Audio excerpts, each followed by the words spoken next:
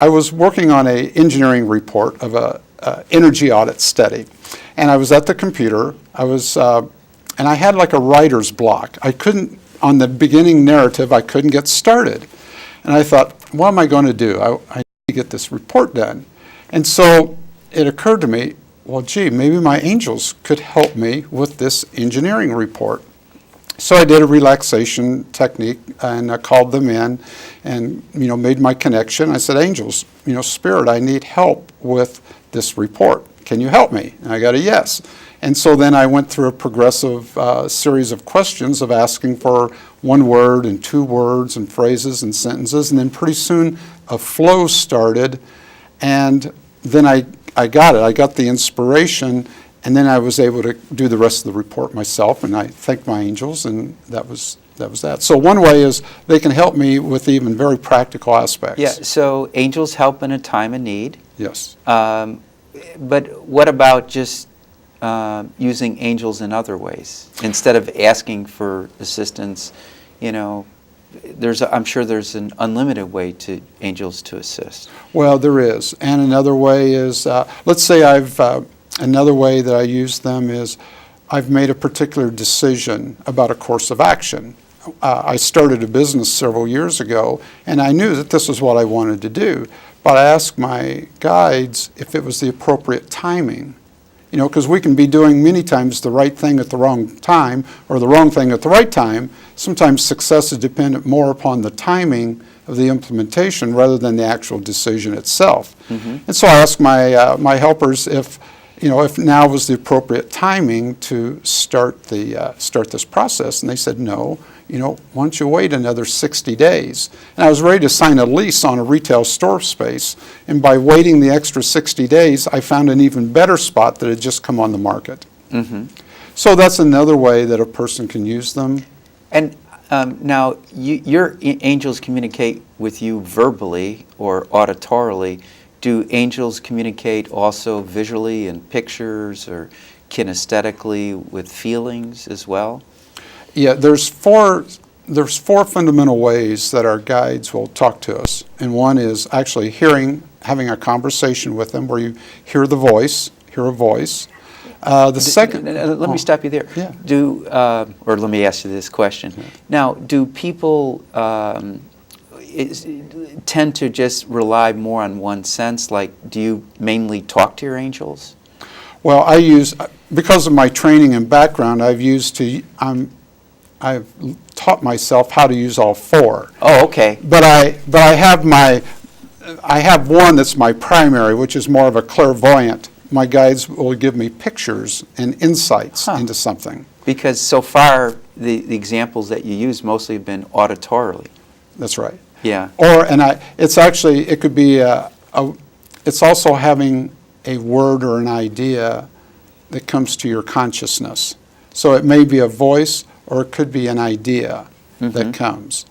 Other people, when they tune into their spiritual guides, will receive a feeling impression. It's just, it feels right or it doesn't feel right. It's not an idea or it's not a picture. Well, when you hear a voice, it's easy to connect. To me, it's easier to connect the voice to an angel, but if you have a feeling, it's not so easy to connect it to an angel. Well, that's somewhat true. In all my years of doing this, I've had had a lot of people share their experiences. Many times a person will say it's harder for them to distinguish their own thoughts and voice in their own head, the voice of their own thoughts versus the voice of their angels too, or the ideas and the thoughts. So for some people it's easy to distinguish that, and still for others it's a challenge to separate it out. Okay, so we've talked about hearing or conversing with the angels or feeling the inspiration from the angels. What are the other ways? Visual? Visual is one.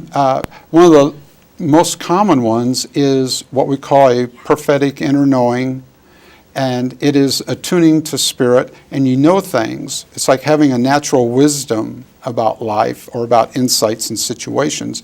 You know, but you don't know how you know. It's just a knowingness. Like people picking up an instrument like they've played it all their entire life, or That's a language, right. And et cetera. Now, does that some of that information come from reincarnation? Well, absolutely, absolutely. Many times, because we've been here before, there's some of these skills and abilities comes more natural to some people in terms of spiritual communication than others. And that's because they've worked with it in past lifetimes. Now, you are an ordained minister with the Peace Community Church.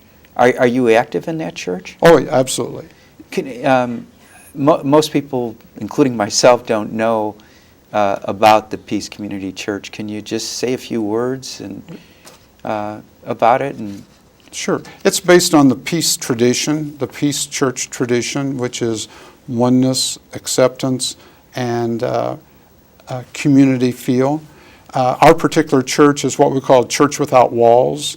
It isn't about having a structure, but it's a fellowship and a meeting together of people who want to be in love and harmony and be inspired by Spirit.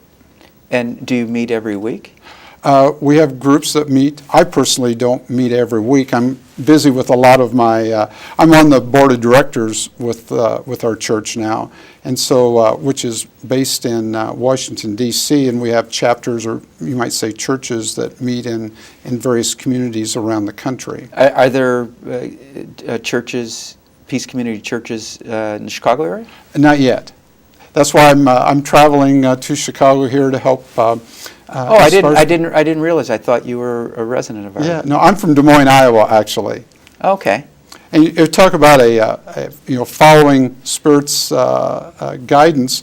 3 years ago, I was not sure what I wanted to do in the next phase of my life, or where I wanted to be able to, do programs and workshops.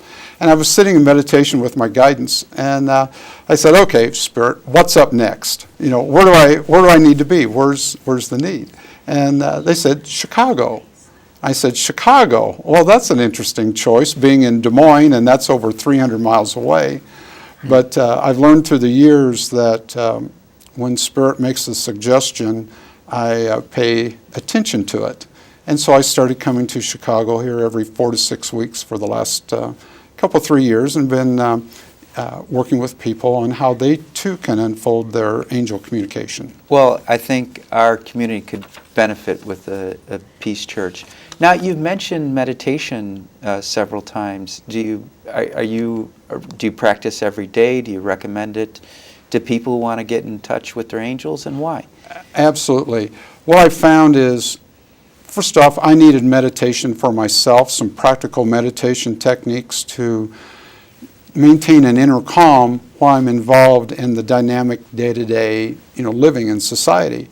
And so I found some programs that helped me, and I developed some techniques myself by doing some breathing and some visualization and doing it throughout the day, similar to like the 2-Minute Manager book that was out. Well, this is like a 1 and 2 minute meditation that I can do during the day, not just at home. And then with a calm inner sacred space, it's much easier to listen. Because the real magic of spiritual communication and spiritual sensitivity is being able to listen, and that's where the real magic and the stumbling block is. So using meditation helps it to be much easier to listen to that still small voice, or when Spirit wants to talk to you. And how often do you recommend a person meditate a day?